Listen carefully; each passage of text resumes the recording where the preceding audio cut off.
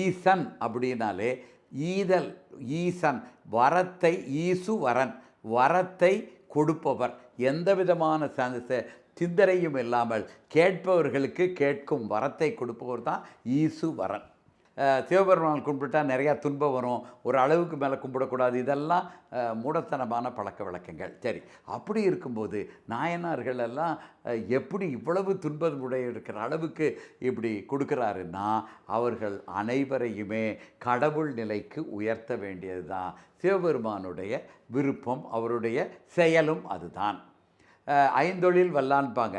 அதில் ஆக்கல், அழித்தல், காத்தல், அருளல், இரங்கல் இப்படின்ட்டு அந்த அருளல் எல்லையில்லா கருணையின் பிறவாக அவர்களுக்கு அருள் புரிந்து அவர்களையும் கடவுள் நிலைக்கு உயர்த்துவது தான் சிவபெருமானோட நோக்கம்.